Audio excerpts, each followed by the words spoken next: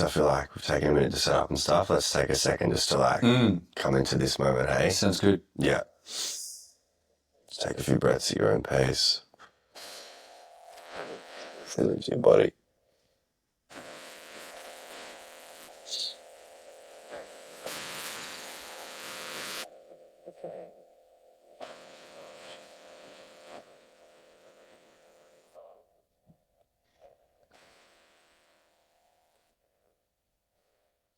Then just open your eyes whenever you feel like you found yourself here.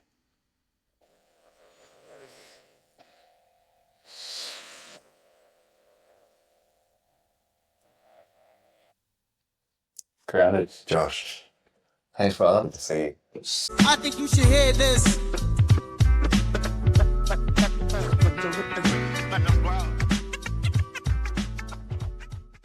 Welcome to I Think You Should Hear This, a podcast exploring people's journeys of adversity, growth, and self-discovery. Today I have with me Ekka. Indeed. Super grateful to have you here for this chat, man. Thanks, man. Firstly, just want to acknowledge the epic setup we've got here. Yeah. In the car park, in front of the barra, got some good lighting. Mm-hmm. It's a true testament to your creative mind and Thank you. Yeah.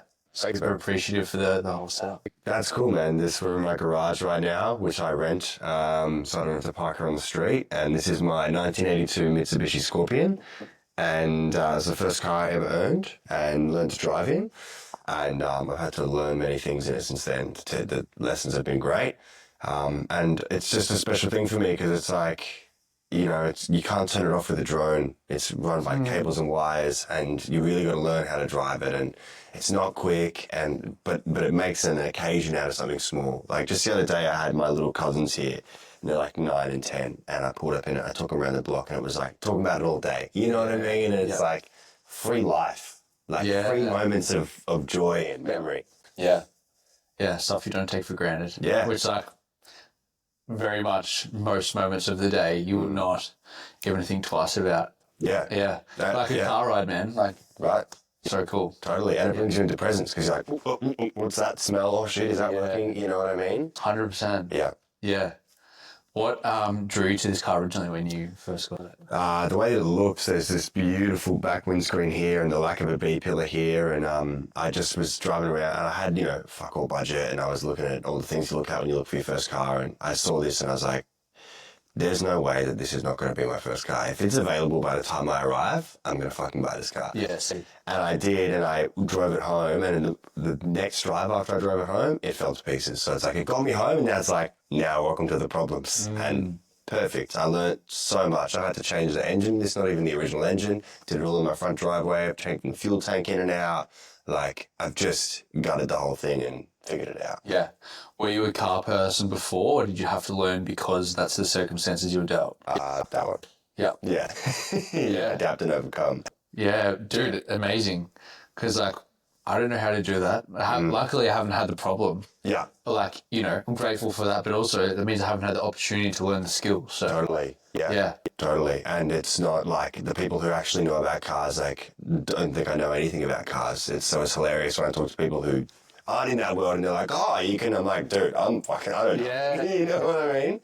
Yeah, there's different levels to it. Hey, like, Always. It's funny, we were just discussing that you're a car show earlier, and like, oh, I just feel like I'm so far behind all these people. And it's like, you had the moment of presence, like, hang on a minute. Like, that's not even the goal anyway. Like, Totally. why do we compare ourselves to people who are like octaves ahead of us for? Right. It's not even our goal anyway. Like, Totally, bro. Yeah. Totally. And what's the difference between a hobby, an interest, a passion, a project, a career? Like, where the lines blur. Yeah. Like, I can foresee a world where I'm like, cool, actually, I'm going to turn this thing into a car club.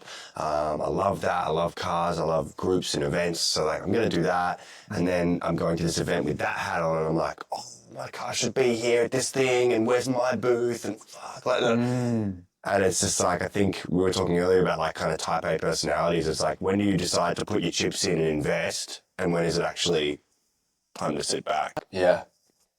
Yeah, it's funny because I feel that in most groups, community things I go to, it's like, how would I run it? Yes. Instead of like, it's so hard to be like in the present moment and enjoying it for what it is because my brain's always working and like business. Like if I did it, I would do it this way. How can I monetize it? How can, you know, 100%. how can I make it serve me? It's like, dude, how about you just enjoy it? Oh, It's yeah. so hard. I know, right? Yeah. I know, yeah. Even in the gym, like, love getting a good pump. It's like, all right, now how does this get me closer to my goal? Totally. Yeah. Totally. Where do I put the camera? I didn't film that set. Fuck, I should have filmed that set. It's a whole thing, man.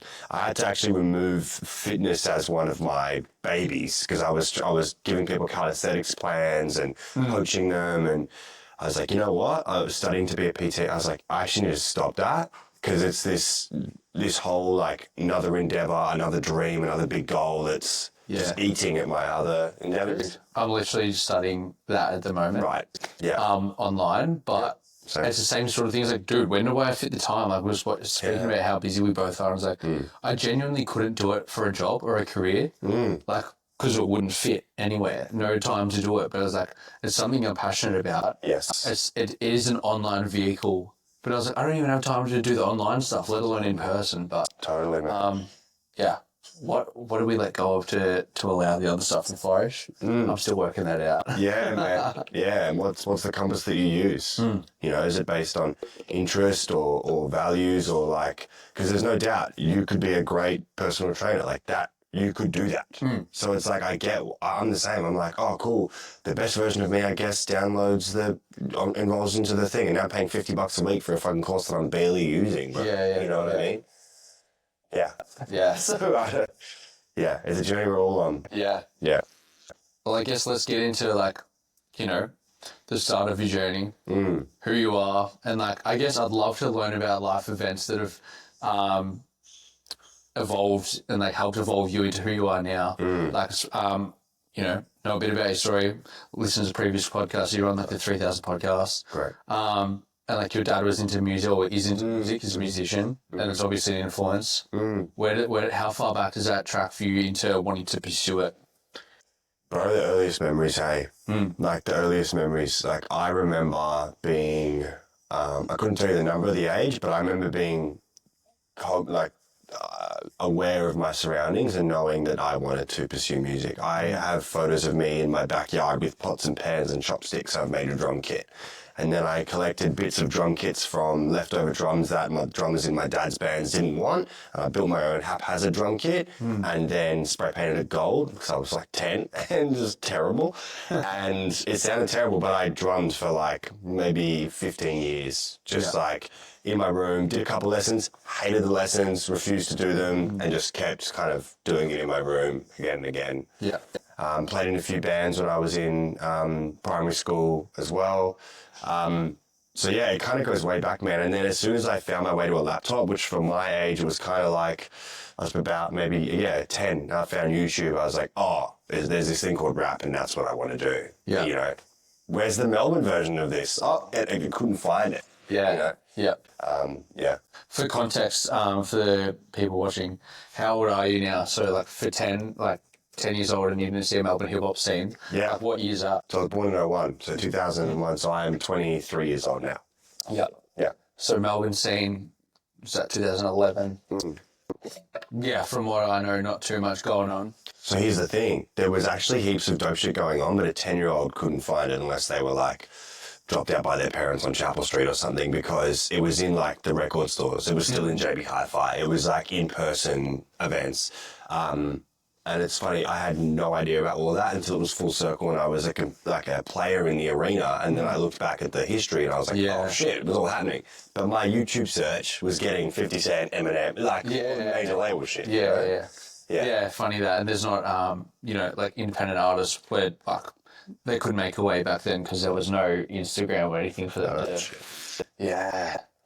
And shit, because I'm like, 2012 was it? Was like the Curse and 360 back era. Like I was smashing YouTube, got beef battles and that sort of stuff back then. Dope. Yeah. But it was still like you weren't listening to the singles. I was just watching them abuse each other for 20 minutes.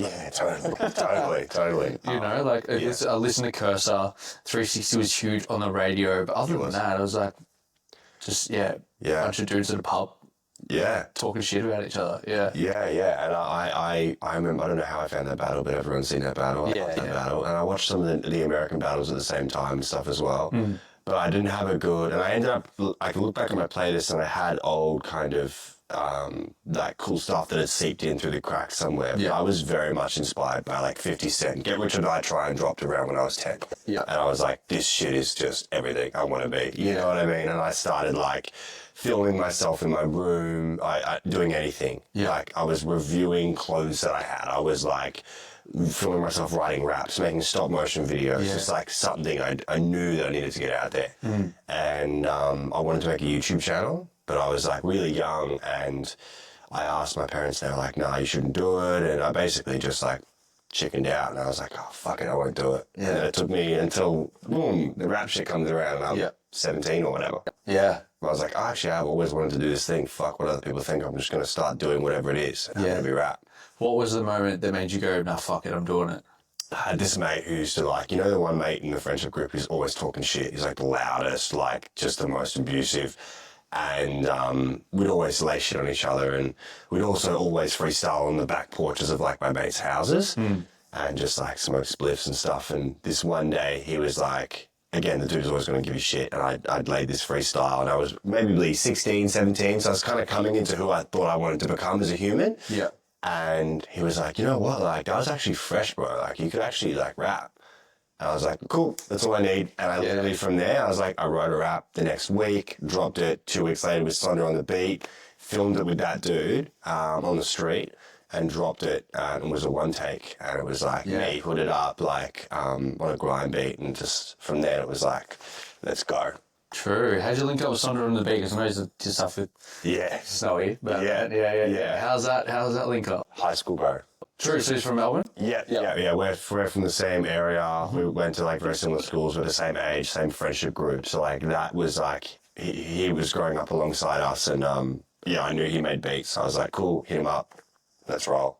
That's awesome. Yeah. What a great link. What was his like? How big and he was in the scene back then? Huge. I mean, he was notorious. Yeah, totally, man. And then he did Shanks and Shivs for 1-4.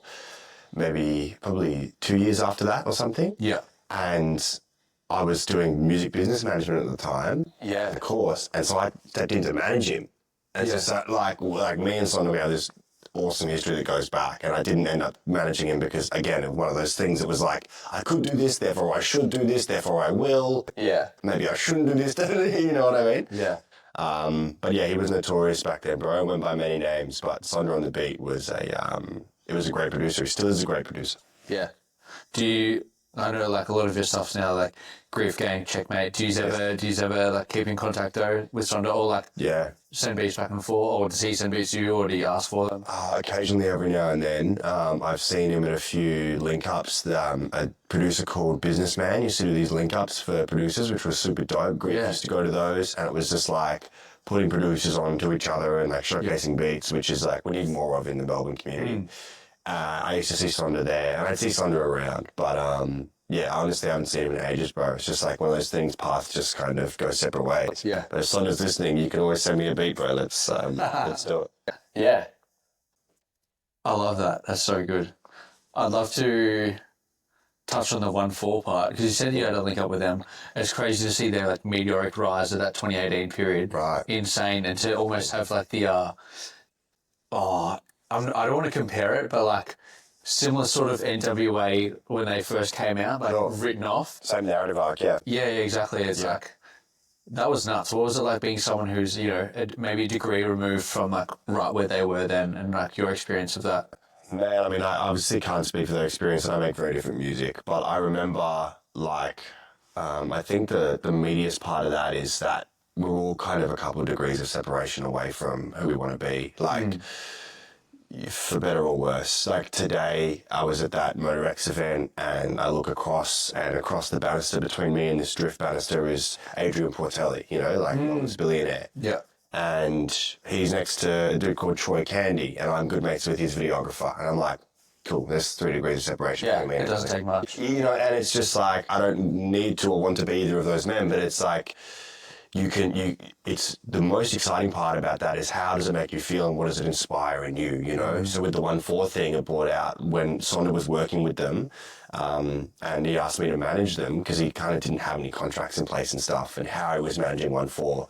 I stepped in. I was like, I'm going to do it. And I spoke to my lecturers at school, and I got these contracts written up, and I had meetings with Sonia, and I was like, here's what we're going to do.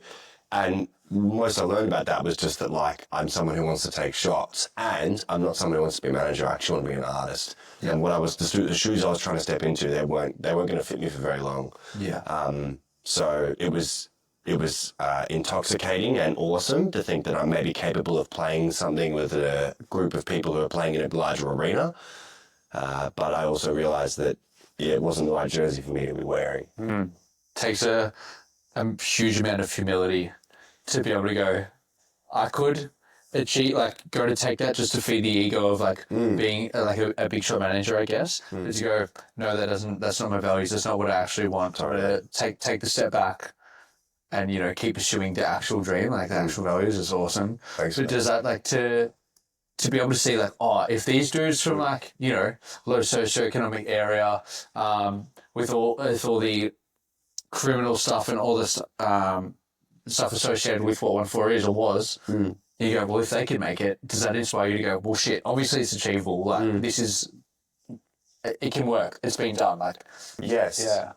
Yes, it does. I mean, anyone who's coming from Australia or Melbourne doing it does. You know, there's obviously Kid Leroy, and recently a dude called Young Marta who did a video with Logan Paul, and it shows, like, okay, that's great. But the thing to me that sticks with me the most, because I write every day, I live and breathe this Ekka music shit, is cool, what was their approach? And it's a vastly different approach to mine. And so it's also disheartening, because it's like, I would never make a song like that, or I would never take an approach like that. My campaigns don't look like that. You know, my music doesn't sound like that.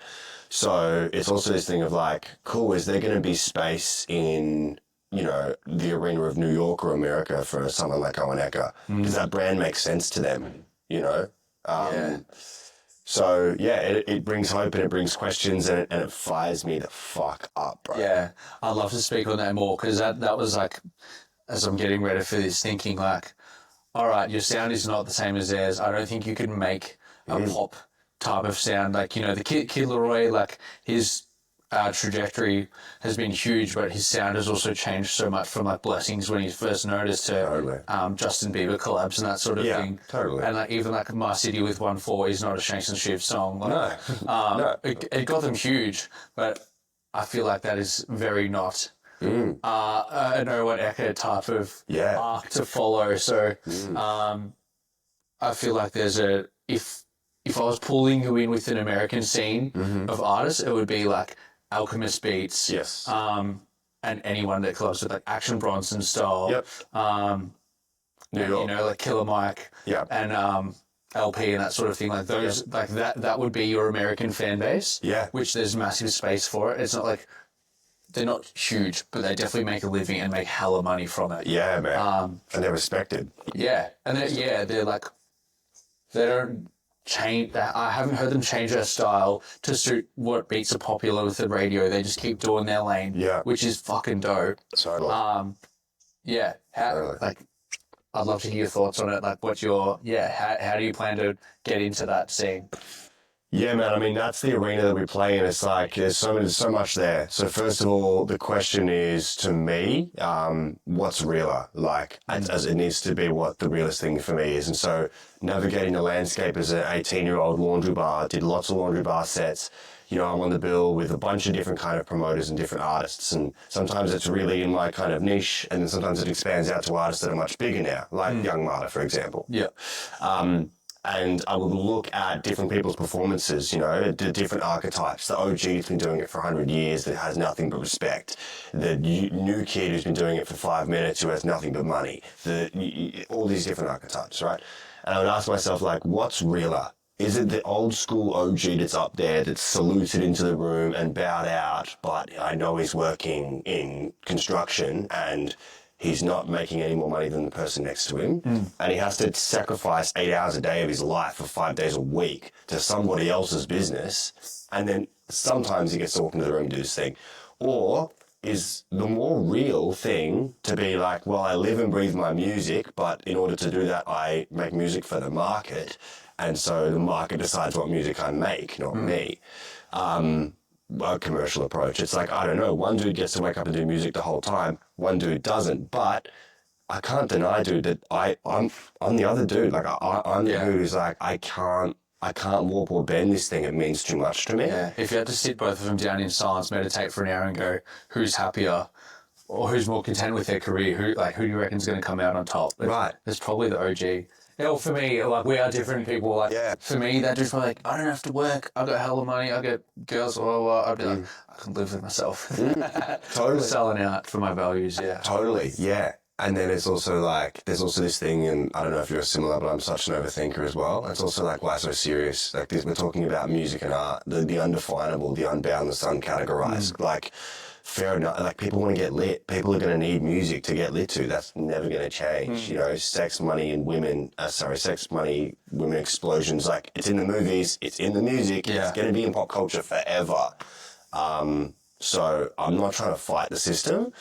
But yeah, it does make me aspire to look to other artists, back to your original question, that to follow a different format and have found success. So some of the inspirations for me are artists like Evidence from Dilated Peoples. He's a rapper in New York as well. And his stuff is just like super simple and really clean, simple writing, but breathtakingly beautiful.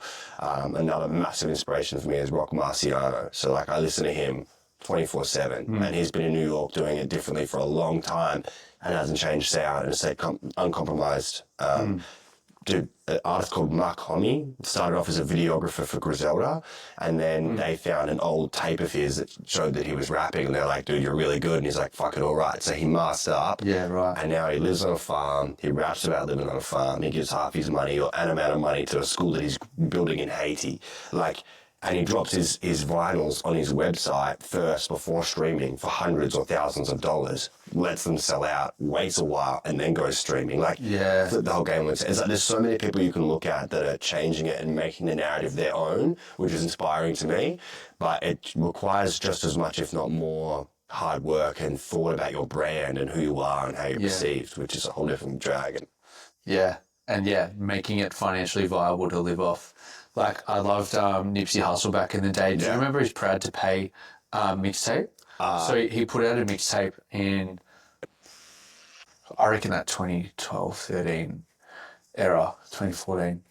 And he put it out and he sold 100 copies. No, it was 1,000 copies, $100 each. It was like, you're the only ones who can get it, and you get a free, like, he put it on a concert and you had to buy the mixtape to get it. It was like, Proud to Pay, like, you're a loyal fan, I'm going to pay you back. I love that. No one did that. Like, no one's done that before. Yeah. Until Crypto and Tory Lanez put out an album for $1 and they could buy it as a NFT, right? An NFT. Yeah. And I was like, dude, that's smart as fuck. No one else has done that. Yeah. And now these guys own, like, their IP of this album, and they can sell it for whatever they want. Probably not going to sell it as cool, but... Yeah, it's like, totally. You don't have to follow one like cookie cutter approach to like make it. No, I think you have to not follow. In my opinion, is you have to find what your cookie cutter is, cut a new cookie, and then people want to buy the new cookie. Yeah, you know. So all of those dudes are fantastic examples. Like Russ is another great example of someone who's really in the business world of being an independent artist and things like that. Like, there's so many dope ways that you can release music. It's something that I'm incredibly passionate about too. Is it's like, for me, for better or worse, it's not just what you hear through the Spotify streaming. Like, that's the last part of it. For me, it's like the whole campaign is so unbelievably important. How you receive the music. It's like you buy an Apple iPhone. It's not just the phone, the packaging is beautiful. There's someone whose entire job is to make that packaging, unboxing experience as beautiful as possible. Yeah, it's the same with like if you buy anything from Gucci or Louis, it's like they're spending money on the bag that comes in. Like the wrapping is nice. You go to the store, you've got a personal shopper, they give you a glass of champagne, you have to be wearing a certain thing to go in there. It's all... It's the experience. And you know what the number one things that Gucci and Louis sells? They sell belts, they sell wallets. Yeah. They don't sell the things on the walkway, on the runway. Yeah. That sells the dream. Yeah. The reality is people buying belts. Yeah. You know what I mean? It's like... And that's just because they want to be part of the brand. They just want to be like, I do have Gucci, even if it's the cheapest thing in the shop, which is still like $600. Yeah, which exactly. I've been a victim to that. I bought a Gucci wallet. Dude, it was so funny. I was like, this is such an ego buy. Like, it's just an idol of like money. And I was like, I need to get rid of it, like for my... Right. Yeah, and it got stolen from my car. But I was like talking about it. I was like, this expensive AirPods and that were wireless and they were bad for me. Yeah. And the Gucci wallet, I was like, this is all ego shit and that's not feeding me. And then it literally got stolen from me, and I was just like, you know what? I said I was going to get rid of it anyway. It's doing me no good, but it's super funny that happened. Totally, man. Yeah. I'd love to get into more inspirations, but from like a entrepreneurial business sense, because and I want to touch on, actually, there's a lot I want to touch on, but you talked about the rollout and the campaign. Obviously it's like won an award for your rollout. Thank you. Iron Garden album. Let's touch on the Iron Garden album first, right? The inspiration behind that, and then then the campaign as what led to that. The inspiration for the album is hard to tell. I'm always ideating on projects, always using the empty space in my brain that is there to ruminate on how I want to approach the next thing. Because I write every morning, it's not a matter of content. I've always got music to release. It's just a matter of like how I want to curate it. So after In Our Arms, which was my joint EP with Rangers RC, I thought I want to do one with no features. That's just me, like showing the world what Owen Ekka does when he carves something out of nothing, right? So the inspiration was like just to really set my name into like the underground Melbourne world, to be like, this is what I do, what I stand for, and how I do it. And then what came then was like what I was feeling every morning. So every lyric there was written first thing in the morning before I've done anything else. So that's why the songs are talking about what they're talking about, which happens to be kind of this like burden of potential in this like concrete jungle, aka Iron Garden, or the gym, an Iron Garden, or the garage, an Iron Garden, like these places that are just man-made and me looking for some kind of meaning in them. And yeah, I mean, there's so much there. It's like I just basically wanted to state my place, put my stake in the ground, let people know that I'm not fucking around. Yeah, dude, I've listened to it like so many times. It is a short album, so I was just like, let's run it back. Let's run it back. Thank so you. Good. Love it. But like the curation thing is huge, because it literally like from the False Riders intro down to Rise at the end, it's a perfect like entrance and exit from an album. Thank you. And it just runs through like, it's a False Riders and then into the intro, and it starts off slow winter, and it builds in the winter, like even the beat in the winter, like it's a coming in, and then Rise, it feels like a closing of a chapter. Yeah, totally. Yeah.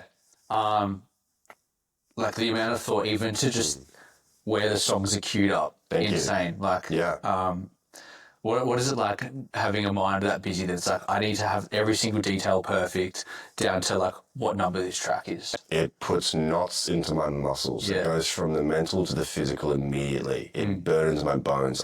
It recedes my hairline. But it's who I am. Yeah. It's who I am. I'm fucking diligent. And if I want something and if it's my thing, it's going to be perfect. And for better or worse, like it's cost me unbelievable amounts of money. It's cost me relationships. It's cost me unbelievable amounts of time, jobs, countless jobs. But it's who I am. So like for anyone who doesn't know, it's like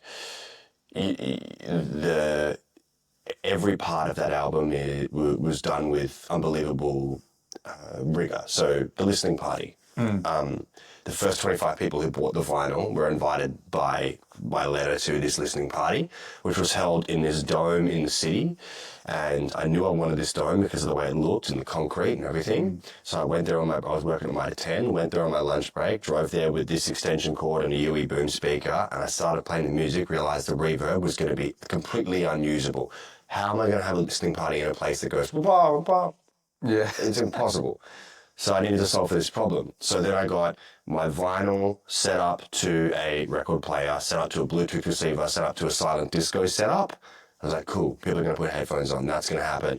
Then I got a Gregorian choir. So that's like an ancient method of singing that's around Orthodox Russian Christianity and other parts of Europe that sounds like the Halo theme song. And it just, for some reason, bro, I listen to this music when I meditate, when I work out, it just puts me in the zone.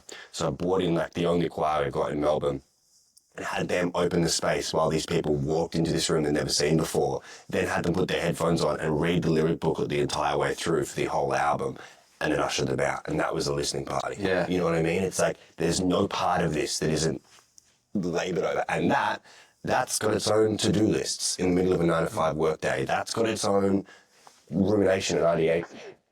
And people that's right. People that say that that's a stupid idea, and people that say that you know, it's got everything there. Yeah. Yeah. Dude, it was iconic.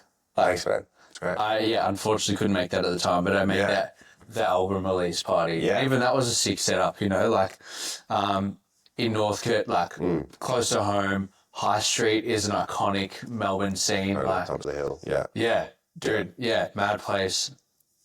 Great day. Get to see it live, like with, you know, like I couldn't believe like the fans and like the young crew that were just there to like see you play. Straight up. I love the setup, like kombucha and that as well. Like, so you get to see, you know, a bunch of boobs in TNs and then like kombucha as well. You get to see all parts. Totally.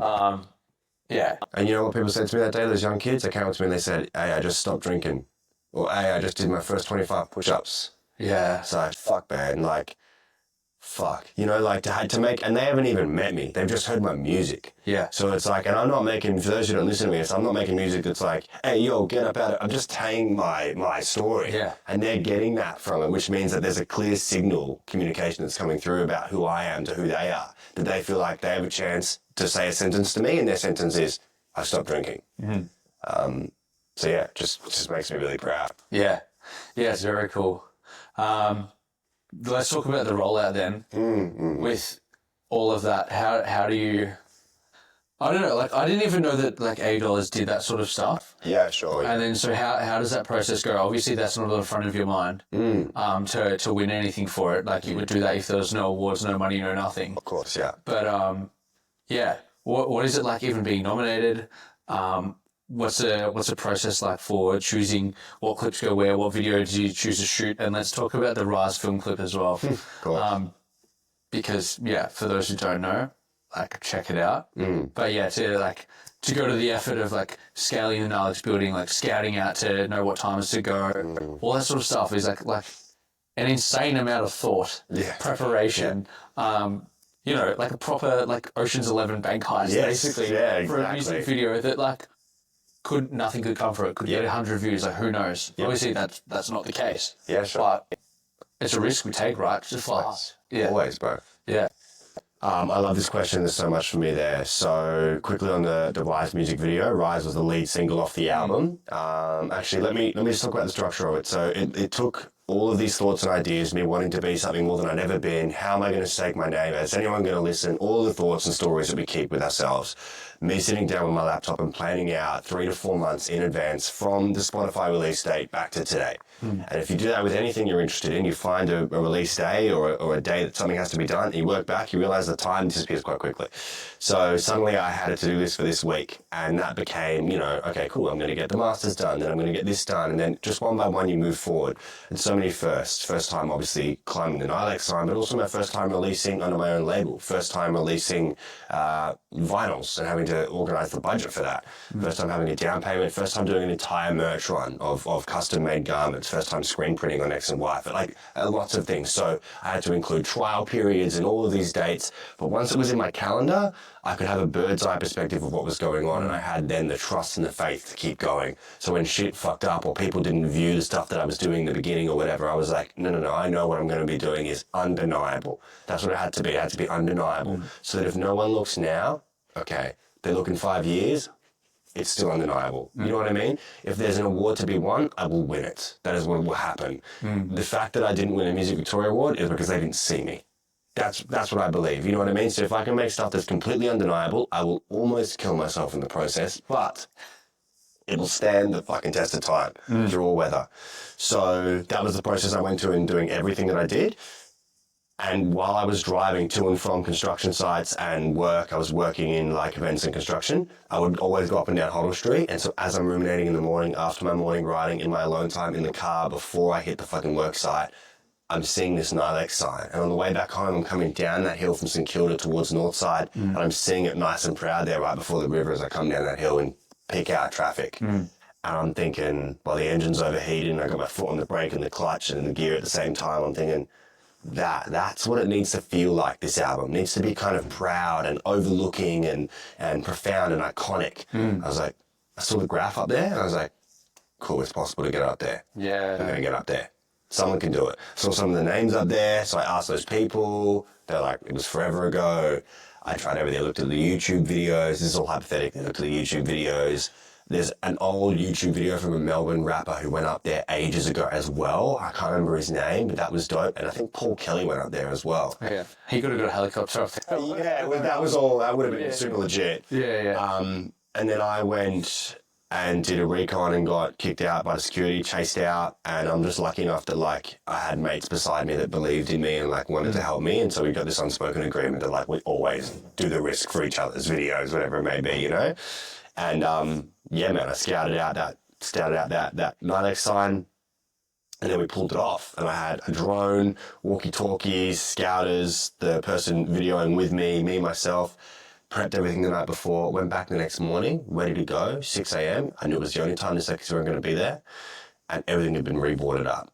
So there was new ply on all the things. My ladders were taken out, the ropes were taken out, everything was gone. I looked at my friend and I was like, I'm going to do this. You can turn around at any point, just pass me the tripod. And we punched our way through this ply. We made our way in. We found a new way in. We set off all the alarms. We found a new way in. We were in and out with maybe 45 minutes, an hour. All the shots were shot. Yeah. And then it was up to me to get my Premiere Pro cracked version up and just put it all together. Yeah. And that's what you see. Yeah. Yeah. Unreal. Yeah, man. So sick. Thanks. Yeah, I'm glad it like I feel like it's bared the fruits. Like you got recognition for it. Yes. And yeah, iconic. I can't wait to see what this like future film clips are like. Like I really, like I said before we were shooting, I really like the short form rollout because I feel like today's society, you kind of have to grab them in that time. And it's also, if people like see the video, it's like, I've heard the song now, I don't need to play it again. Yes, They will watch the video like I did. I'll watch the Imposter one like 10 times. I'm like, I've got to check the whole song out now. Yeah. So you've got the views, which is caters to the algorithm. You're going to get more people to see you, plus you get the actual views to the song as well. So you've got that like first point of engagement, and then they want more. Yes. More. So Thank you I think for they're very smart. Yeah. Thanks, man. I appreciate you seeing that because that's obviously a new thing I'm trying. Yeah. The story in my head's like, I've done the Iron Garden rollout, one best rollout of the country. What if I just start doing these short form videos for my new single? What the fuck does that say? Yeah. You know, it's like, so I appreciate you seeing it and listening to it because, there's feelings there around like, does everything need to be like an Iron Garden rollout? You know what I mean? Like, that's how I like to do things, but I'm going to experiment. I'm going to try different levers and stuff because I must. Yeah. You know? Yeah. I love it. What's the what was it with the shift? Because you said like it was a change in like the beat and different type for you with Imposter, and like for the next like long form music release from you, are we going to see more of that? Like it felt like it was on its way to being a damn, I'm like losing the genre. Anyway, it doesn't matter. It was a change of pace. Yes. And what was the inspiration for that? And are we going to see more like that, or is that a one-off? Like, what's the vision? The vision is different. So what you're going to see when it comes to long form, like really thoughtful project approaches, is something really, really exciting. The producer Flu might be involved with it, who works with a lot of New York artists. He's a dope cat here in Melbourne, and Grief might be involved in it as well. And I'm going to be bringing in some really, really unique sounds that have kind of penetrated into my world and been there for a long time. And I think it's time that I introduce them into my music. It's going to be basically an attempt to juxtapose all the visuals that you would normally see in a rap clip. So if you think of a normal rap clip, it's like you got the rented Lambo and you got the chicks twerking in the bikinis and They own them. and all the grills and stuff. So it's like I'm trying to find ways to like juxtapose that really hard because I have the skills as a rapper to do that. So when people are listening, they're like, oh, this is really incredible music. And it's like, yeah, and it's different and it holds integrity. So I'm still in the rumination ideation phase, you know, kind of putting masters together, seeing what things sound like. But it's going to be different to Imposter. Imposter actually came out because it was a one take I recorded for a grime channel that no longer exists. And then the beat was disappeared and we couldn't use the beat anymore. So just this verse existed. And it was my girlfriend's favorite song and it only existed as a voice note. And she would play it on repeat and lose her mind to it. And I was like, she's like, I'm doing up my year plan of releases. She's like, this isn't on there. And I was like, true. All right, fuck it. Let's try a single. Let's try a different rollout with it. Grief, let's make some shit up. So we did it all with a really quick turnaround. Yeah. So that's why it kind of has that different sound to it. It's because it's me taking shots at different things. Yeah, cool. Love it. I like to change pace a bit away from music, and I love the word integrity. And like kind of we spoke on before with like basically inspiring younger guys to change their lifestyle. And like I know now you're doing yaps, and we'll speak on that a bit soon. But what made you change your lifestyle? Because like, I feel like, and we'll talk about Drews as well. I feel like for like I've known him for a while. Not like super close, but like we're from similar areas, similar groups, friends, degrees removed, and that sort of thing. But I know the impact he's had on people I know, and like I know where he was at like 14 to like the person he is now, and like talk about juxtaposition. Totally. Very different. And I know that you spent a lot of time with him. Yeah, what was it like for a young you now? What helps change course, and like who people you looked up to? What influenced you to change? Like you're now an influence for younger people, but what was that like for you? It's hard, man. It's hard to say. Like, music was a big part of it. It gave me something to pour myself into. Fitness was a huge part of it too. So like when I was 15, 16, I was having a really hard time. Like, just the winter was hitting me hard, and I was doing push-ups in my room because I figured, like, fuck it, if I can have control over one thing when I lay my head on the pillow, I did 50 push-ups today, that'll be all right, you know? So I started doing that every day, and that became a big part of my kind of discipline, and then that encouraged me to expand my eating because I was like, well, I'm doing all this work, I may as well look at what I'm ingesting. So that was then changing up my diet, which improved my mood, and that kind of rolled on, and I realized that I could actually get the inertia, the energy and the excitement and achievement I was chasing from doofing, drugs, all the stuff I was doing from just like having a day with full of momentum. And it was kind of like I was early enough in my journey that I could choose. Do I want to just like keep going down this path where like I'm chasing the weekend and I'm getting this high and I'm having these things to look forward to and crossing my fingers? Or do I want to chase more this thing that I'm slowly noticing over here to my right, which is like if I spend a day like eating really well and getting my training in, then I read 10 pages on top of that, I actually feel fucking really good. And I just think how much more I can compound that. So just kind of by luck, I was able to roll a snowball earlier on in my teen years in that direction. And then we find our identity somewhere, right? So I'm looking around 17, 18, 19, I'm watching the past of the people who didn't choose that in my area go to a certain way, and I'm like, okay, cool, I can actually keep holding on to this ball and keep growing it, and slowly but surely my identity becomes wrapped around in, I'm someone who trains, I'm someone who cares about my body, I'm someone who cares about what I do. So then, therefore, I attract people around me that are into that, and I start to become of a new friendship group and around new people. So it's just kind of that journey where we slowly gravitate towards who we want to become, and we decide who that is. Yeah. Yeah, your environment's like super important. You know, they say you're at the average of 5 people you spend the most time with, and it's like never been truer. Yeah. And, you know, we both spend a lot of time with younger people. I don't want to be like, boy, this is who you could turn out to be on a negative sense. Like you said, you see the path that other people take. Like, what does that look like on a negative sense? Like, you've seen it, and like, what's your inspiration to not be like? Like, have you, if you're willing to share, like, what's the depths you've seen other people fall into that you're like, wow, that's what it could have been? Yeah, I mean, look, like there's people in my life that I've seen go down that path in ways that have damaged themselves and their families forever. And, you know, people that have essentially lost their freedom. But for me, it was more kind of like seeing the daily impacts of what that was doing to people. Like, you know, when you go to see people you haven't seen for a while and you can't find things to talk about or things like that. Like, there was constant reminders. I grew up with 3 sisters. The boyfriends they were bringing over, I was using that as a compass to like, what kind of role model am I setting myself as? Are they trying to like avoid me? Like there's so much there around family and friends. There wasn't like so much that I had a bunch of mates that got killed or went to jail or anything like that. I just saw that happening here and there, and I was feeling into like, is this something I want to associate myself with? Is it not? And it's a journey, dude. Like, even 2 years ago, I was talking to dudes, he'd finished a half marathon, and I was talking, or a full marathon. He was going to do a half, and he just lapped back on himself and finished it off.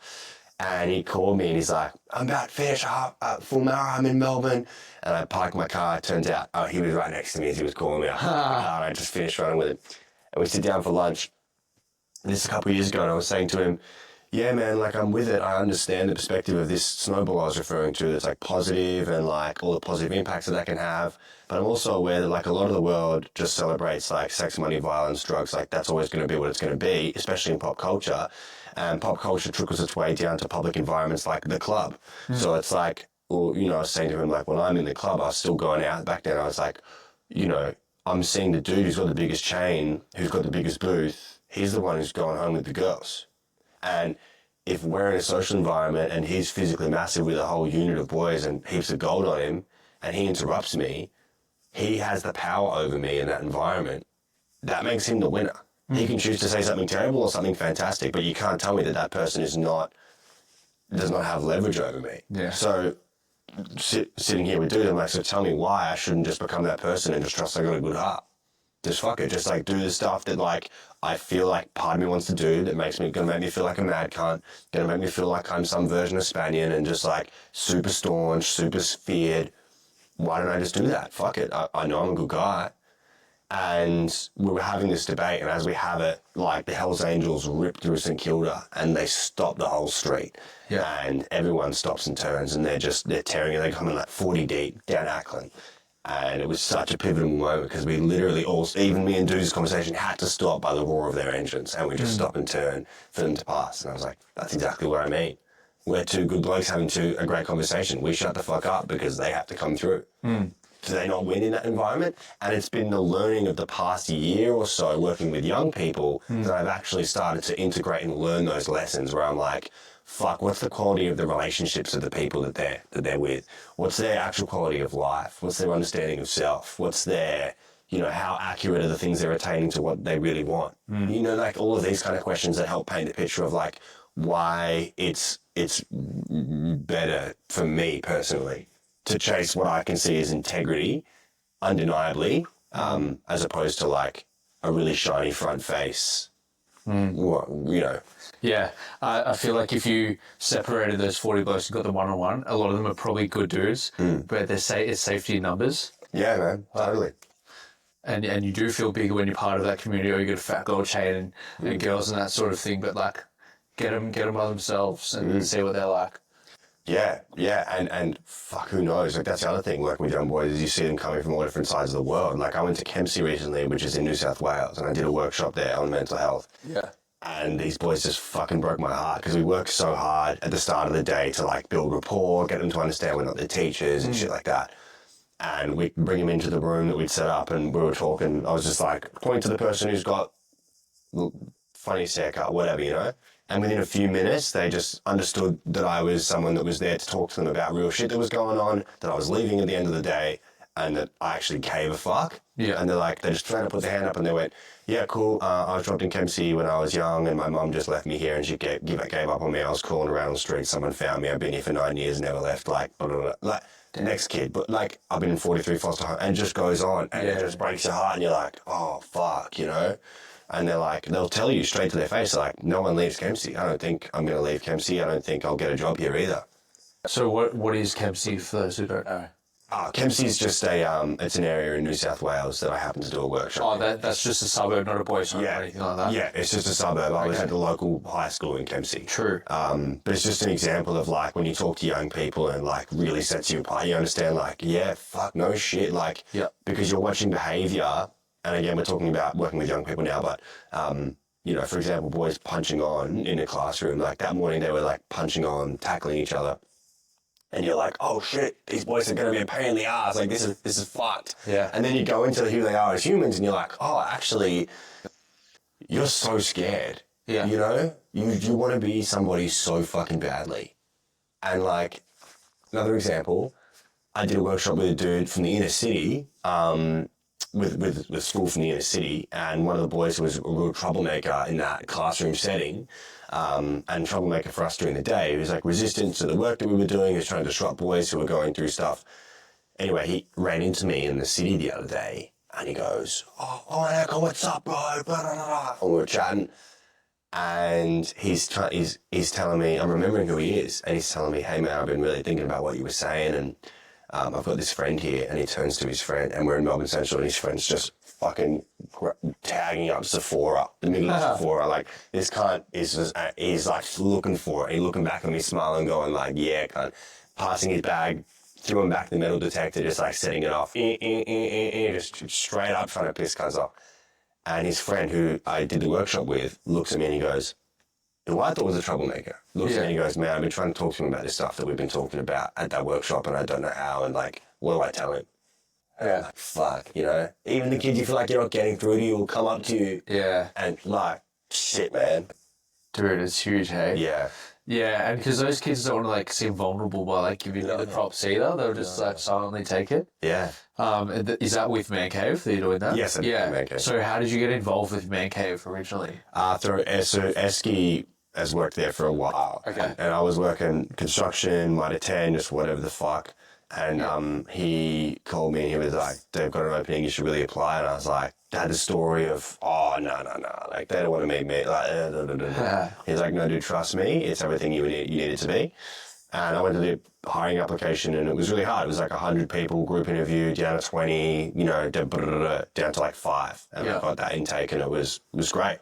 Yeah. So yeah, it's a charity. It's a fantastic charity. Yeah, if you want to like speak on it a little bit for people who don't know, what the stuff you do, all that sort of thing. Yeah. So Man Cave is a charity that works for boys and their mental health, and we go to we do full day workshops around the country, but mostly in Victoria. Yeah. And we work on trying to build emotional intelligence in boys and all the things that come along with that. You know, like respect, integrity, discipline, truth, honesty, communication. But it's really led by them. It's like what comes up in the room for them. So we're facilitating their experience to try and build more connection with that cohort of boys. And it's been dope, man, because like for example, when I go to schools like Princess Hill and stuff, like I was in the staff room at Princess Hill having my lunch and then the teacher was like, there's a group of boys outside for you. And I go outside, they're like, Ekka! And they all gathered and heard I was at the school. And I was like, oh, this is dope. Yeah, you know what I mean? Cool. You feel like you're really having an impact on people. Yeah. Yeah. That's mad. Yeah. Yeah, it's so sick, right? Superstar moment. Yeah, for sure.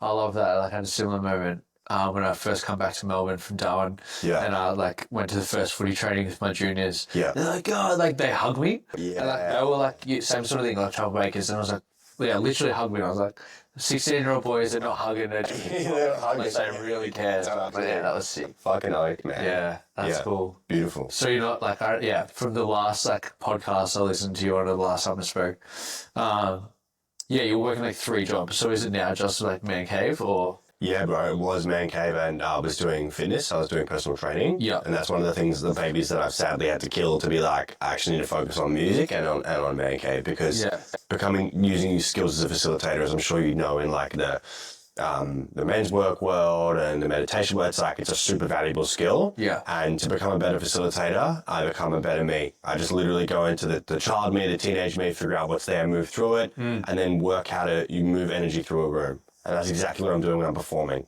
I'm using my body as a vessel, as an instrument to move energy through a room. And the more truth I can put into my writing, the more truth that comes out when I speak, the more it's heard by the people who live. Like, it's all the same thing. So I figured, cool, I'm going to do music, and I'm going to do the facilitation, and that'll be my only stuff. So the bank account takes a hit. And yeah, now I got to think about like, do I just want to live on a budget? Do I want to cut my costs? Do I want to introduce a new thing that's different? Maybe firefighting or something. I don't know. Once music takes off and sets sail. That's the fucking hope. That's the hope. Buy my album. You can't. It's sold out. Love that. What have you learned the most about yourself from facilitating young men?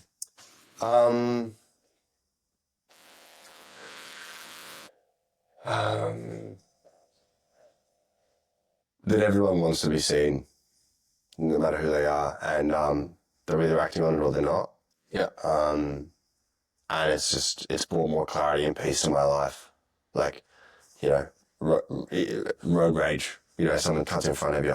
There's so many moments in life where I've been able to gain just a little bit of perspective. And like I said, I grew up with 3 sisters. Like, I didn't grow up with boys. You know what I mean? I don't play footy. I can't fucking catch a footy. I can't play any ball sports. So there was never a lot of time for me to like understand what it was like to be bros and shit. I'm also like a super like self-focused person. I don't need to be around people. So it's like I didn't get like, it's given me brotherhood as well to understand like what that really is. Does it make you excited to like, be a father one day? I can't wait to be a father, bro. Yeah. I literally cannot wait. I've always wanted to be a dad, man. Yeah. Yeah. Yeah, same. Yeah, totally, right? Like through the experience of just like seeing kids grow and like the impact you can have over like a day or a couple hour conversation. Yeah. And it's like imagine being able to like have this person like for life really. But you know, to like see the change, create the change, and like all the work we do now is like, well, all the work I'm doing to become a better me is to be a better dad. Like that's what I think about now. It's like, I'm putting in the work now to bear the fruits later. Totally, like, man. Literally bear my fruits. Like, straight up, absolutely. Yeah. Yeah. So, but then I also think about the money thing, and I'm like, cool, how much money am I putting on the table? bro, I saw this out. I can't afford to live myself, let alone have a kid, man. Right. If anyone wants to sponsor the podcast and give me some money too, then grouse. Like, Yeah. you know, I'll borrow these lights. We'll set up the camera on books and a fucking Pilates step-up thing in one of your chairs. Like, This garage cost me $50 a week, and I put it in my expenses. It matters. Yeah. You know what I mean? Yeah. But, like, same thing, like we said before, it's like, but I love it. I, like, need to do this. Yeah. Absolutely good. Yeah. Yeah, and also like trying to like work with money as well is like working with the language of it's like not a scary thing. You know what I mean? Like removing the story. Like, I used to be scared when I opened my bank account. I used to like be like, oh fuck, and I thought about that as a person, and I was like, me and that person have a terrible relationship. If money is a person, we do not get along. I don't talk to them. I just think about them when they're not there. When they are there, I just use them really quickly. You know, there's no nurturing. There's no planting seeds. There's no communication. So one of the things I started was like doing a money meeting with myself every week where I like sit down and write down everything that I spend, categorize it, and invest little bits here and there. And that's really helped me because it's given an element of control. But it comes back to that thing that we're talking about. It's like we are people who are driven by integrity, morals, and values. So we need to find ways to make that pay, which is not how the rest of the world is set up. Yep. Yeah. I would love to get your perspective on like divine intervention then, because my thing I think it was 2023, so I was studying and chasing passions that didn't pay. And I was like, well, I'm just not going to worry about money. Yeah. And the amount of like stuff that just comes in. Yes. Yeah. I'm like, I'm just going to do the thing that I believe is good and is of value, like this or men over matter or stuff that doesn't feed my bank account. But sure enough, I'll be like, fuck, I've got $50 till like I get paid next. And I'll be like, oh, something comes in of like $100. Like, oh, I'm sweet. Like, totally. Just like, you know, do the good stuff and you'll get rewarded like divinely, I feel. I agree, and that's also the change in perspective, right? Because you're taking the weight off the money and the relationship away from the money and towards what you're doing, and so the money's a bonus. So it's like, oh, I'm not thinking about the fact that I didn't get this money until X or Y. I'm just thinking about what I'm doing. Yeah. And then the money comes because you're on path. And I agree. I think if you do what you love, people will eventually pay you for it if you can create the right kind of offering. Yeah. Rick Rubin's got great stuff about it in his book, The Creative Act, where it's like your perspective is your asset. Your unique perspective, no one else can understand it. And if you can articulate your unique perspective, he's talking artistically, then that's what you can deliver and you will be paid for that because people see themselves in it. So I think in that as well, it's like, totally, there's a letting go of the hands on the wheel, and there's also noting to yourself that the hands are off the wheel. So when the wheel gets turned, it's like, oh, great, I wasn't even trying to turn the wheel. Yeah. You know what I mean? Whereas if money's the focus, it's never going to be a byproduct. But if the values are the focus, money can become a byproduct. And that's a really good outcome. But if money is the only outcome, it's like you either get it or you don't. But both times you lose, you know? Just keep doing the good work, I feel, and you'll be divinely rewarded.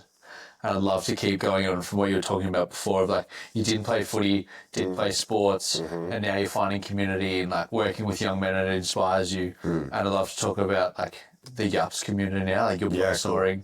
Dope. And I think that's so cool because from what I know, because I'm not in it, but I don't see any other communities like that is about that. Like, obviously, there's gyms, there's classes, there's run clubs and that, but there's not a bunch of blokes, you know, getting after it like that. Yeah. Yeah, again, So whatever we call it. Yeah, man. Yeah. So, Yaps, You Are Probably Snoring is a free training group at 8:30 every morning at MO Moran's Reserve in St Kilda, every Sunday at 8:30. These boys haven't missed one for a whole year. It's run by two legends, Andre and Abraham, and they've put this thing together, and it's just become this group of like-minded people, men and women, who want to come at 8:30 in the morning and put the work in. And so every session is like, you're going to do 10 sets of X amount of exercises. But it's not really about the exercises. Like, people will talk to me all the time and they're like, oh, I can't do a pull-up, I can't do... That doesn't matter. There's bands there. It's not about working out. To me, I see it as like a form of church. It like takes the place where church would be. It's like you go and sit with like-minded people from your greater community and you are in service. Yeah, and iron sharpens iron. 100%. Yeah. And for this version, you're just in service to yourself. You know what I mean? Connecting with yourself and with your body and giving yourself a leg up. So, like, that's something, again, training is something I'm super passionate about. Starting with push-ups in the room. I'll die doing push-ups in my room. I get to do them outside this morning. I did it outside. Yeah, I love it. And the other thing is, it attracts people that want to do something like that, which by the nature of those people ends up being, like, awesome people. So most of the people there are, like, business owners under 30. Entrepreneurs, artists, musicians, garment designers. Like, I've met these awesome, like, garment manufacturers that all they care about is textiles. And he's in China right now trying to find the best denim. You know, it's it's people who give a fuck about their shit and their body. I tried out this dude's new product today, this eucalyptus oil that opens up your oxygen waves. It's like an incubator. That's how I see it. That's it. You know what I mean? It's like the Silicon Valley. It's like the blue tiles. That's how I see it. I don't know. People might not see it that way. No, I definitely feel that. 'Cause, like, I know, like, from what I see, it like that's what it is. It's just a great place to network, right? Like, we're working on ourselves, but like, well, you can already see the hustle. You can see these guys are committed to at least bettering themselves. If they put that energy into their craft, obviously it's going to be cool. Like, totally. And ironically, it's called yaps because, like, there's not a lot of actual yapping. There's a lot of, like, putting down the work, whether it's like your version of one pull up or your version of 100 muscle ups. But the awesome thing is, again, the people that go there, so you can link up with them afterwards and develop those connections and those friendships. So, like, it is for networking, but it's also like Andre or Abraham would hate me saying it's for networking because it's like to put the work in, you know what I mean? But 100%. It's a byproduct. Exactly. Yeah, it's a byproduct. Yeah. Have you had any, like, link ups for that, like, business wise, musical wise, since? All of it. Yeah. Any you can speak on? I mean, well, just to start, like, Finn, who runs Recess Tough Cuts in the city at 524 Flinders, he owns a barbershop, which he met and organised through Yaps as well, because the owner of 524 Flinders was training there. And now that's a friendship that we've developed, and, like, he's been and featured with me at a show in Revs, and we've done, like, little collabs with, like, barbershop and the haircut and everything. And then another dude called Oscar, who runs like a group or an organization called Toto or To Do, and he does his own garments and stuff. So, like, I'm looking to move my manufacturing for merch and stuff over there. Yeah. So, like, there's just so many exciting things. And then there's actually some stuff with just some other businesses that I've seen that are doing stuff in Yaps, and I've connected a few dots there as well because like I just believe in it. You know, I believe in people, like, moving their body, being in alignment with themselves, showing up for themselves, like, getting outside, like, man. So cool. Money can't buy. Yeah. So cool. You should come. Yeah, dude, I'm like, I was going to try and link up and do the Sunday one today. Before. Yeah. But got a bit out. Yeah, I get it. But I'm going to come on a Sunday, because Saturday I got footy, so preserve the energy, but Sunday I'm down. Yeah, man, Sunday morning. Because I didn't know. I thought it was only Saturdays until I saw you post one, like, the other week, and I was like, oh, Sunday's on as well. Only Sundays. Oh, okay. Only Sundays. They've started doing calisthenics workshops on Saturdays with one of their personal trainers, which is dope. Yeah. But the Sunday morning sessions are, like, the free, everyone could show up. Okay, because I've connected with Hemi online. You know Hemi? He goes there as well. Right. But yeah, like, it's like a good environment, I feel like, to be around if people are getting after it. Because, like, it's Sunday morning, you're struggling, but it's like, no, like, we're all doing this. Yes. Like, yeah. You'd fucking love it, dude. Yeah. Yeah, mega. Sick. I can't do a muscle up. I've done one muscle up. Dude, so this is a cool story of, like, how we met. So it's actually so remember the rings on the tree? Of course, bro. Yeah. Yeah, you're like, no, you got to hold it like with the horse grip. And I was like, oh, yeah, I did it myself. That's right. So, That's dope. that's how we met. And I was like, oh, yeah, what's going on? You're like, on performance tonight. I'm like, I know, I was already going to see it. Yeah, mad, yeah. Yeah. That's so right. That's a cool, like, forgot full that. circle moment. Yeah, totally, bro. Yeah, funny ass. Yeah. I've lost what I was going to ask you about. Damn, it's escaped my mind.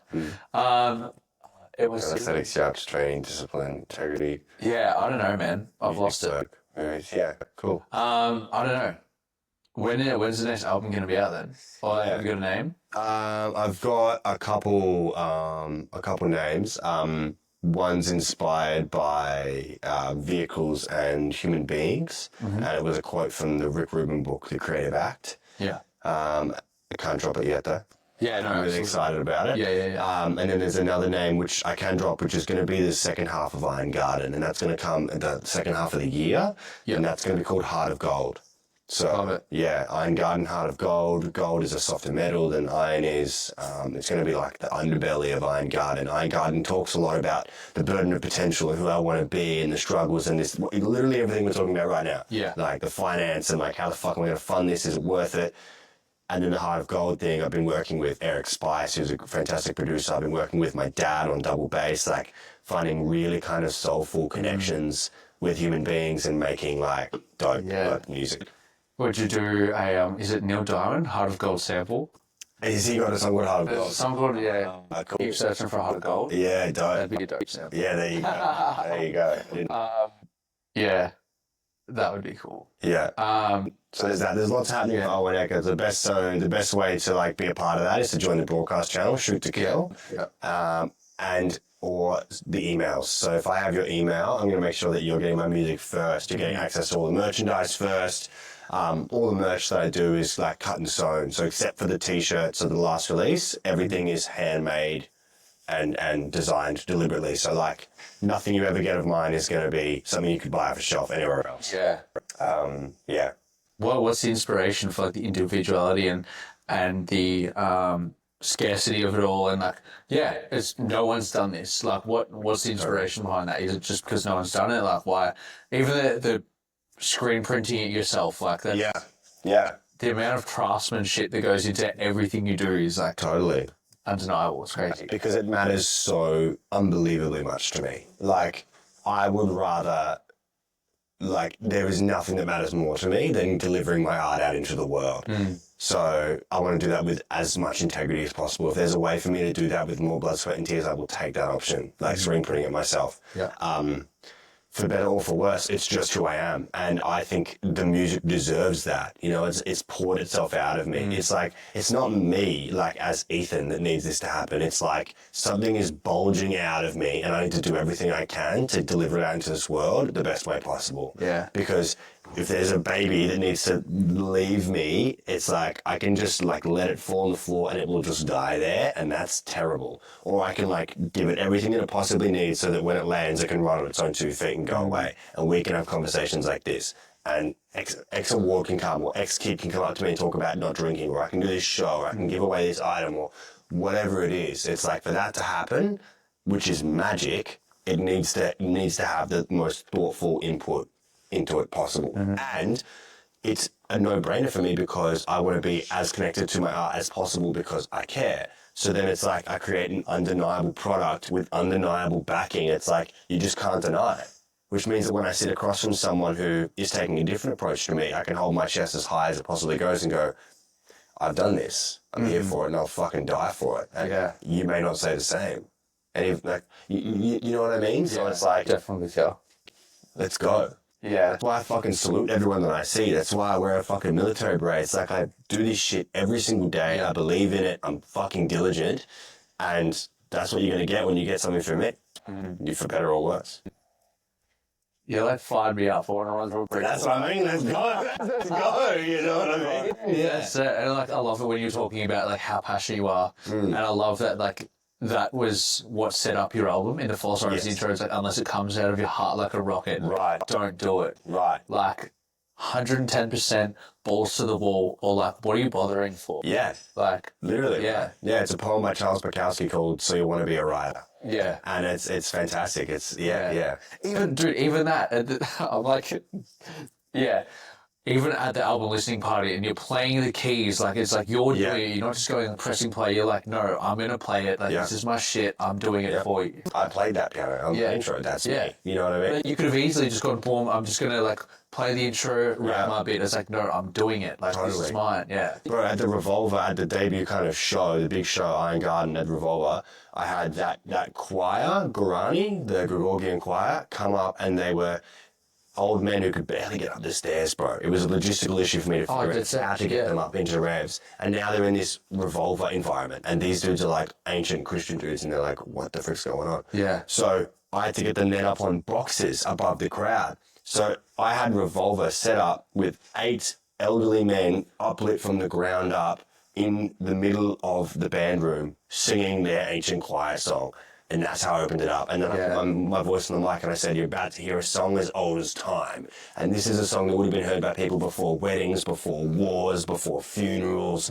This is ancient music with nothing but their own voices, non-amplified, you know? And like the owner, the bookers of Revolver were like, you want to do what? Yeah. I was like, yeah, let's go. And I want to build a mini Nilex sign and put it on the stage. And they're like, oh, okay, cool.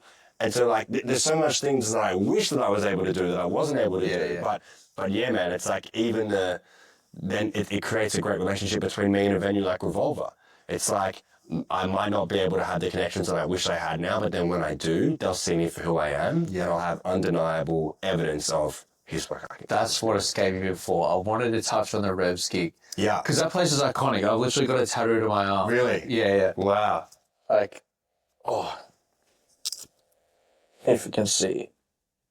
Yeah. Yes, indeed. Yeah. Yeah, like this is all hip hop and Revs. Yeah, that's cool, man. But yeah, iconic. And like, you know, there's hundreds and hundreds and hundreds of small hip hop or small venues that house hip hop that I've never heard of anyone going, yeah, I'm like dropping my album at Revs pretty much. Yeah. Like doing a first show for it. Yeah. How did that even come about? And like, why did you pick Revs? I was looking for a venue about that capacity. I honestly was about to do it in an abandoned church on Sydney Road. So That's pretty dope. I'd done it again. I'd gone in, I'd got an asbestos tester, made sure the room was safe, figured out where the alarms were, and was going to host it next to Savers. There's this abandoned church. But then finally at the last minute, Revolver got back to me out of all the venues of that capacity I was looking at, and I was putting them against other venues, and I liked the way they interacted the most. And I gave them ideas, and the people there were like, "This is really exciting. We'd love to do it. Yes, and yes, and yes, and." I was like, "I'm going to need that. This is perfect." Yeah. So I decided to roll with them, and I thought that the Cage kind of resembled an Iron Garden as well. Yeah. And that iconic venue again. It's like not my side of town, but it's like an iconic. Yeah, everyone knows Revs, man. Right. Like, even from overseas, like, if you go to Melbourne, you got to go to Revs. Like, Yeah, totally right. Yeah, maybe not to see like underground hip hop. No, but yeah. like, you know, done that. Like, who else has? I don't know of any. I know of like Fatboy Slim playing Revs. You can say he played the same venue as Fatboy Slim, like, totally. or other big artists. Yeah. There was a few, like, because Union Heights is closely tied to Revs, so there was a few Union Heights gigs, and back in the day, they used to rock Revs a lot. Okay. Like, way back when. And I actually saw, I think it was Mogwai there, or maybe it was Posse Shot. I saw someone there beforehand, and I was like, oh, cool, okay. I know this room's like one's pumping. Yeah. And that was an incredible show, man. So, yeah, we had the choir up there, and then I did a full performance of the album. I had props, like I had glass on stage, and I was shattering, and Oh, true. cigars, and like, Yeah. I had a full like theatre style performance. You know, I had I gave away the gold grills. Yes. You know, and like the whole set of gold teeth. Someone at the show randomly just won them. Like, dope. You know, like it just. That was a fucking incredible night. I was gifted a chain on behalf of my own fans, organised by Eski, who was emceeing the night, and they'd all put in and paid for it and gave it to me as a surprise. Like, all of this fucking magic happened. And it's just a testament to, like, when you put in 110% and you become undeniable, you have those moments. Yeah, people see the vision, they want to reward you for it. They want to be a part of it. Yeah. I want to talk about the other separate gig, but with like Casper came on and played. Yes. With Drew's Eski and even like JK47 as well. Like, Yeah. can you speak on that? And like, I guess like inform whoever's watching it, like what that was about as well, like what it was for? Yeah, so that was me, Esky, Doos, Casper Chaos, and JK47 was headlining. Me, Esky, and Doos have formed a little group called Wildlife, which is essentially like, for those who know us, like when I say me, Esky, and Doos, people go, oh yeah. Yeah. You know what that means? Yeah, You know what I mean? Yeah. And so essentially all the stuff that we're talking about now, like just like working with young men, discipline, mental health, communication, and like we wanted to unify that. And so the way that we did that was with a gig. We got JK47 to headline, and we gave our money to Human Nature, which is an adventure therapy group up there. So all the tickets from the shows went to like funding young people to go out into nature on an adventure through a rite of passage. Who are at risk and at need. So that was a dope gig, and getting to spend time with JK47 was dope. And he's found God too in the green. Yeah, dude. Yeah, So cool. Yeah. So yeah, the chats were awesome, man. Yeah.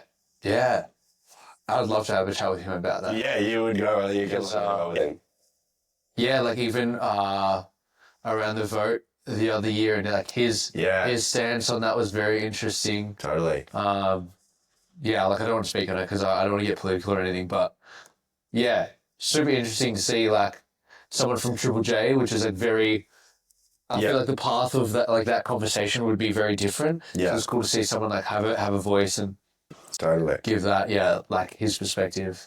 100%. But yeah, even the stuff that you guys are doing, like to be like, let's put our minds together, let's make some money for other people as well, like to support a cause rather than line your own pockets is like super noble as well. And there's just testament to like the guys' user, and again, like from, like your 16-year-old self to like who you are now is like polar opposite. And that's why I like wanted to get you on, is to speak of what a role model you are for like young people, and not even young people, like people that just like want to improve, that they can see that the life you're living isn't written in stone forever. Like you can be whatever the hell you want to be if you have a vision, if you have goals, if you have values, and you follow the values more than like clout, or like whatever's easy.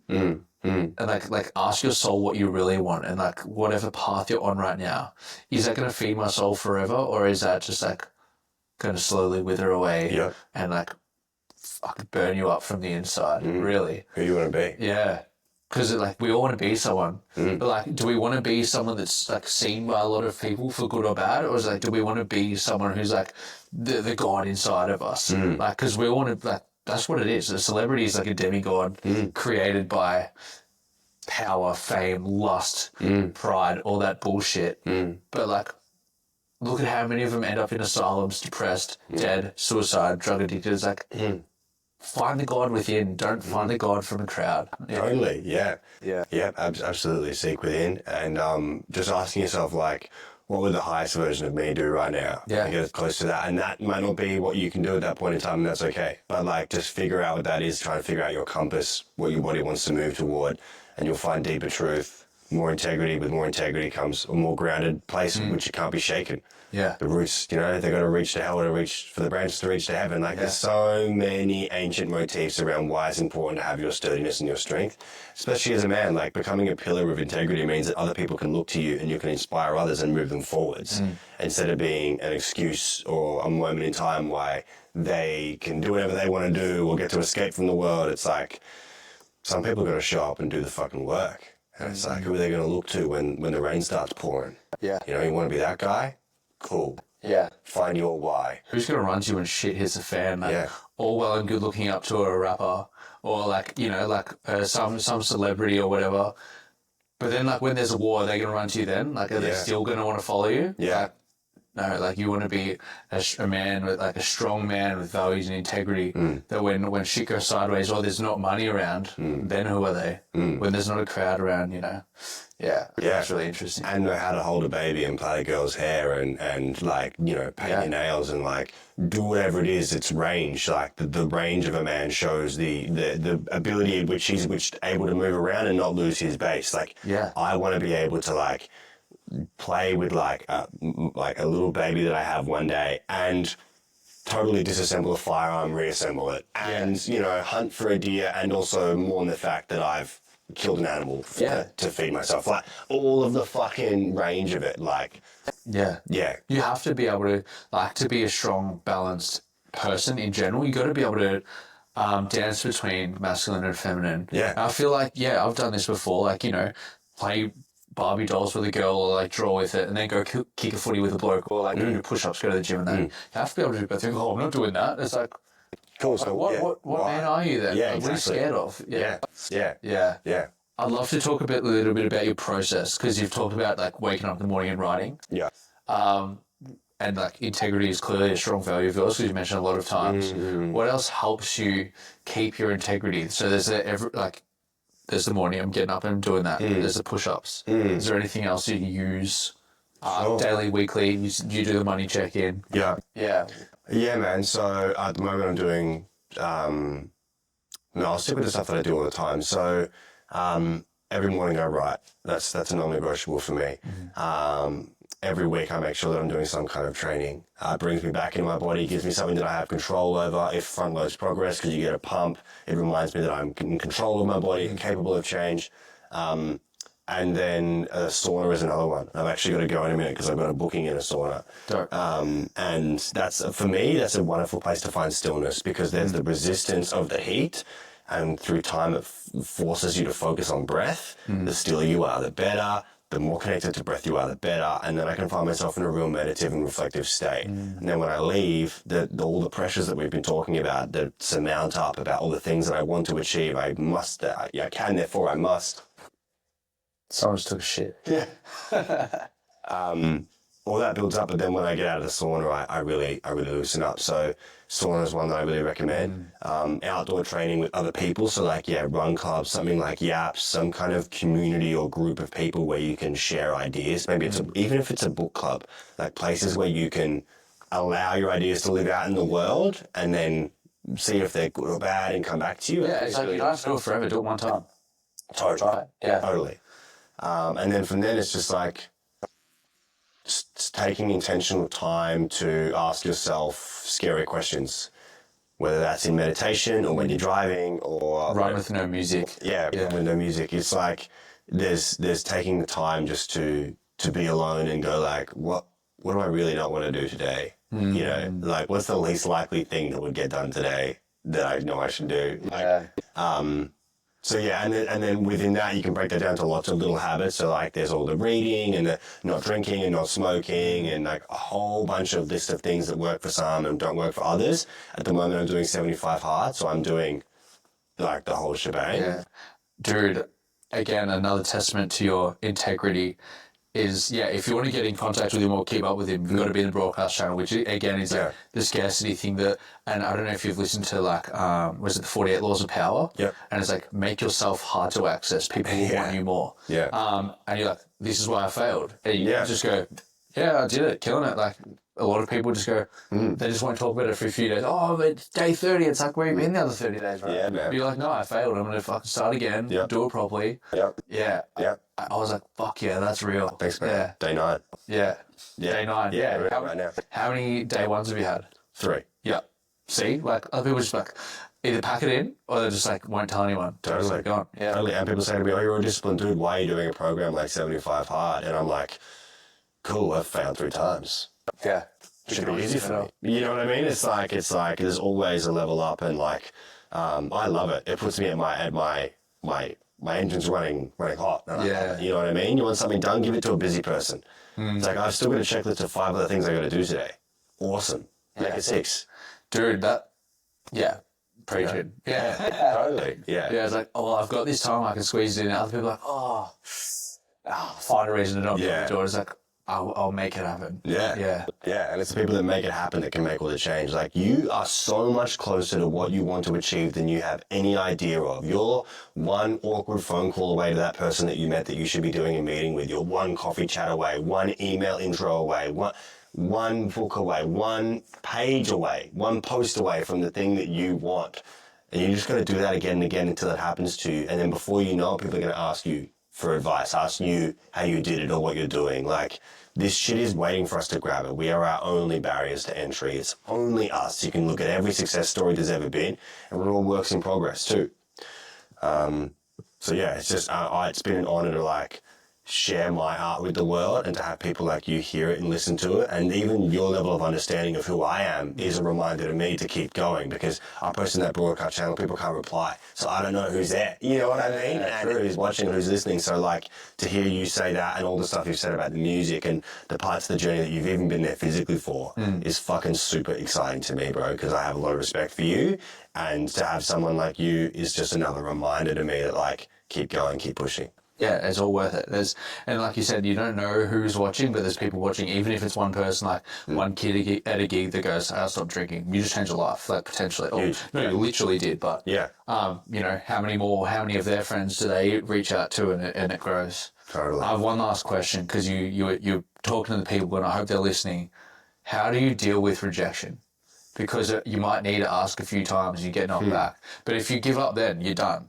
But if you're persistent and resilient, like that's when the doors open up. And the more rejections you face, I feel like lead to a greater outcome, because it wasn't like, you know, you might ask a venue or a business to sponsor whatever. It might be $1,000 sponsor, $10,000. No, because the right one, it's not the right one yet. How do you deal with rejection? I think remind yourself that they're not saying no to you. They're saying no to a proposal. It's not about you. Just remove yourself from it. Alex Hormozy gives fantastic advice on this stuff. And try in the meantime to create yourself as an undeniable offering, an undeniable project, so that when that time does come, your leverage gets higher and higher. But to keep it really meta, it's like take yourself out of it. It's not about who you are or how you woke up today. And they're in their own world. They're not thinking about you. Yeah, 100%. Yeah. I love that. And I think that's a perfect way to round it out there is, Owen Ekka, I appreciate you so much for the time, for the space, for the effort, for everything that you do, for everything that you give, that you serve people with. Thank you. For the music, for the community. You are one undeniably amazing man. Thank you, sir. A creative genius. And I love the way your brain works. And I'm very grateful to be able to spend this time with you and have these conversations. Thank you. It goes two ways, sir. I really appreciate you. Thank you very much. Cheers. Means a lot. Go chase your fucking dreams. Yes. I want to know one. At Owen Ekka on everything, 01.ekka. Music out all the time on Spotify, on all platforms. If you want to get in touch with me, email is the best way. Hit me up in that broadcast channel. I do have replies on. You can suss it out.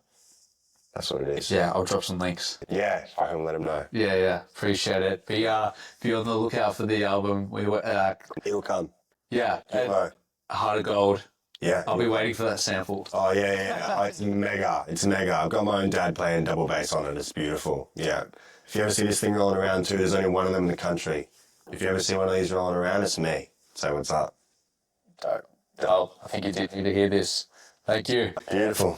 Thanks, man. That was awesome. Appreciate it, bro. Lots of love, dude. So good to have this. Yeah, man. Yeah, I've been waiting, so it's been good. Like, alright. Yeah. Right. Thank you, man. It's so cool that you know so much. Like, so it makes me so jig up to talk about it, you know?